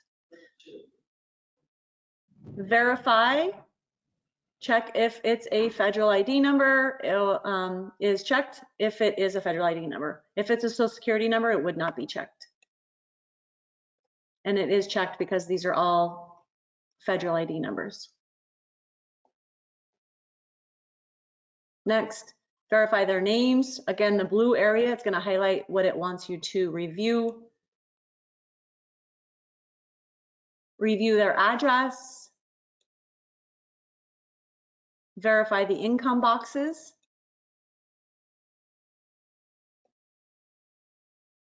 Verify the state. And if you withheld any state income tax, verify that. These are scroll boxes here, so we didn't withhold anything. That's why there's nothing coming up. Verify all other data. Then we get this. It's going to be $2.08 per employee recipient for 1099. A minimum of $25.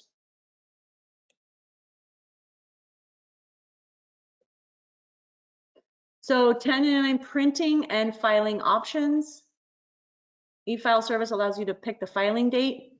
free corrections before selected filing date. So the complete 1099 e-filing, here's what it will do. Print and mail recipient copies for the ones that are not e-filed. It's going to print them.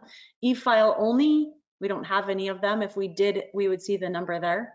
Who is going to be e-filing? If we would have said yes, we would be seeing that here, and that's $1.20. File the federal 1099, 1096, file all applicable state 1099s, and then e-file available for all recipients. The total of today's, 5 people would be 5 1099s, or their Atrix is going to print and mail them for me for 25 bucks. So imagine if I had to go track down and find, or I guess I could order from Amazon, write the forms, but then I have to stuff them and print them and mail them. I think it is going to be way more than $25. Not that I'm trying to sell you at all because I get nothing, but I'm just trying to save you some time, that this makes the most sense to me. You will have an opportunity when we advance to next to print them yourself. You can have a copy yourself in case somebody says I didn't get it or it got lost. Well, when we go through the next steps, you're going to have the ability to save them as PDF. You can have them yourself.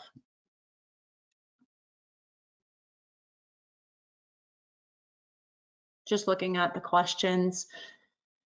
If you select a note in the prior menu and your vendor is checked, I'm assuming it will send paper copies of the vendors with a checkbox for sending electronically.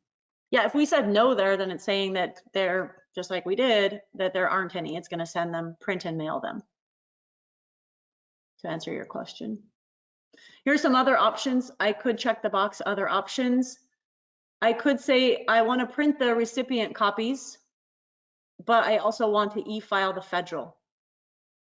And then I'll e-file the state. Remember, it's a minimum of $25, so that's why it's the same. Even though I'm going to print the recipient copies because I want to mail them out myself. I could not e-file any of them and I could print them all myself. Oh, organization filing an aggregate of 10 or more IRS returns in a calendar year of any kind, including W-2s, 1099s, will need to file all required returns electronically.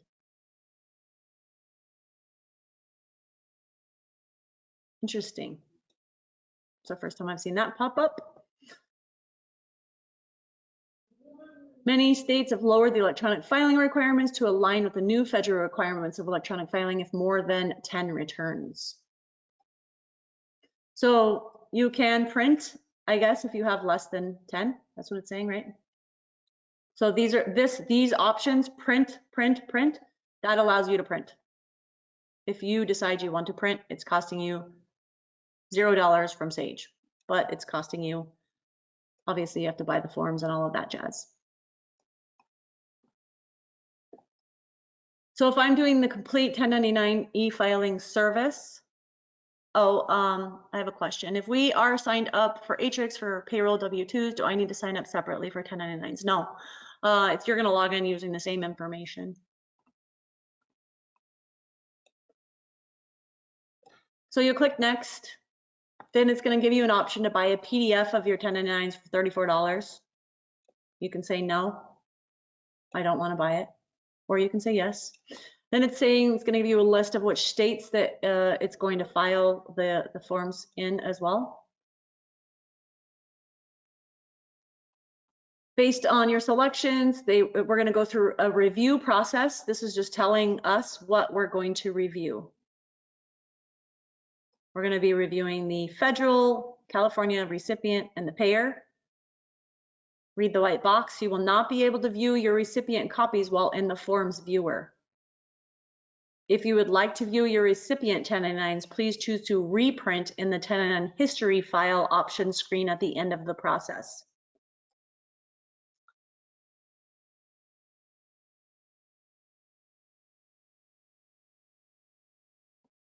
If you would like a copy for your records of the actions that will be taken, click print.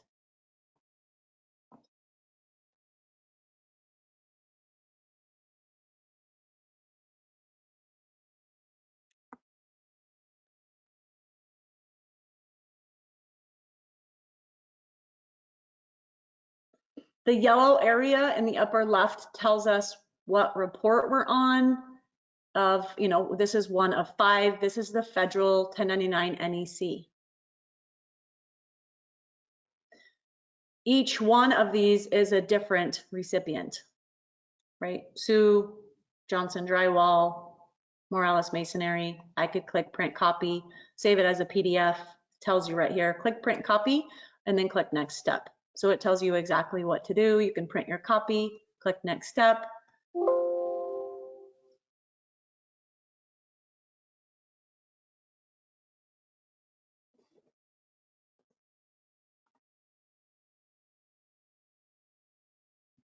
This is the federal 1096.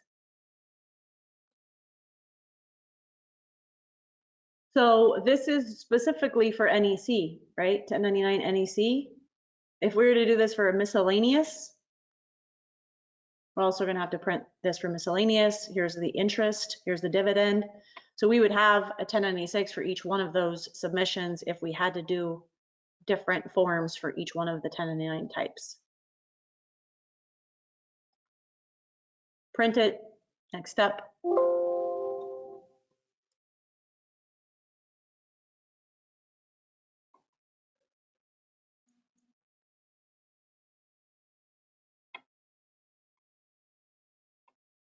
This is the California NEC.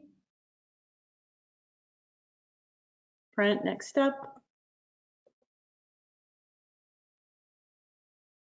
This is the California 1096.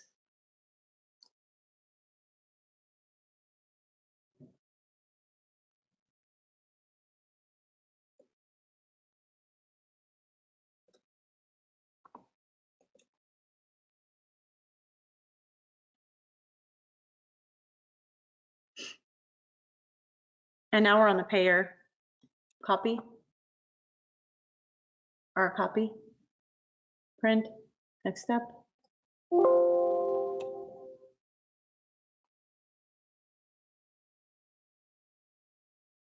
So now it's gonna, because I chose to e-file all of it electronically, it's gonna go out to Atrix and want me to log into Atrix to complete the process. I don't have Atrix, so I'm not gonna be able to log in, but this is where it would connect to Atrix, and then it would have you, make sure, verify your credit card information and then submit, and then it will tell you when it's, gonna submit those for you. I think it's 3 days. It's gonna ask you when you want to send them. It'll ask you what dates.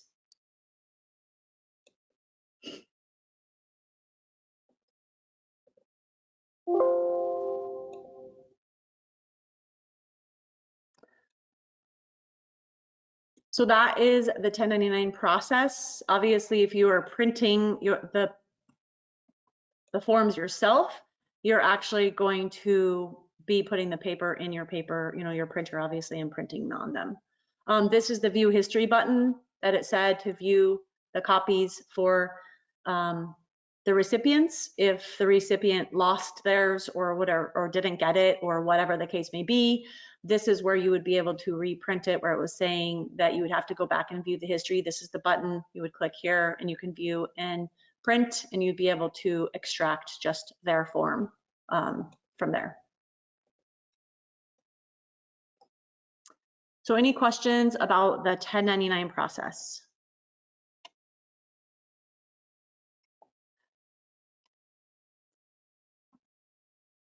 Yes, Atrix will file the same process for miscellaneous, the same process for interest, dividend. You would just go through that exact same process, pick the year, so on and so forth, and then Atrix will e-file all of that for you. It's the exact same process for all of these 1099s.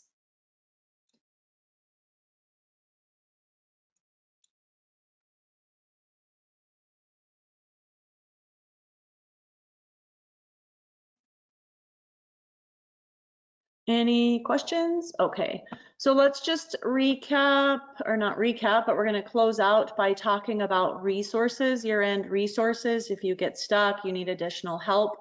Obviously, you can reach out to your consultant. using, you know, the last slide in the PowerPoint presentation, ETHOSystems, if we are your business partner, support ETHOSystems, or you can reach out directly to your consultant to book time so that they can help you with the process. Also, under Home and Resources, product documents, there is a year-end guide that helps guide you through the 1099 process. There is here in chapter 1, process vendors 1099 after calendar close. It walks you through how to close, or, you know, prepare those, all the steps we went through today as well. Sage Knowledge Base, definitely a good resource. Also, I put a link to Sage City here for year end in the PowerPoint presentation. So if you go to Sage City, it's going to open up the Sage 100 Contractor Year-End Center. There are checklists here. There is a vendor 1099 checklist. I printed that yesterday. It's a Word document. Looks like this. And it has you go through, you know, all of these steps, running the reports that we talked about. Everything that we talked about pretty much is here with linking articles. It's a good checklist for you. There's also one available here for the general ledger. So we went through the general ledger.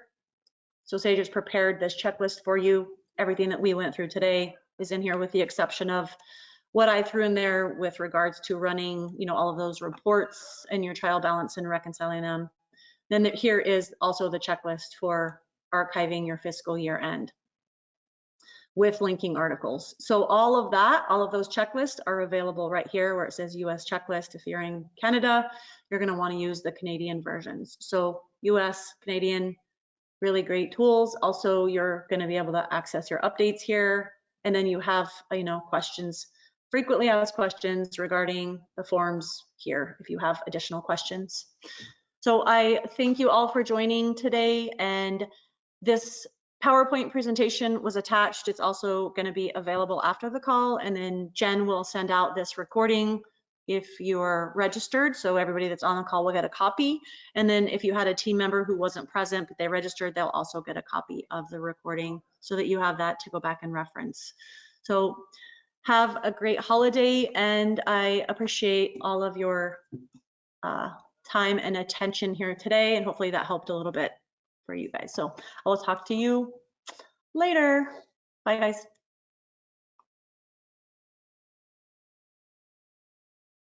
Pamela, regarding, is there any way to save the recording after we receive it? So you would have to request that recording from Jen. Just, I know that she's been sending out an email with a link to rewatch it, but if you're trying to save it, to rewatch it like to your desktop or send it to a team member or something, you're gonna have to ask her to send you a separate copy. I had somebody else do that as well. So yeah, if you wanna just say, hey Jen, can you send me a copy of this so I can save it to my computer, download it, then have her do that. Is that okay? Okay, cool.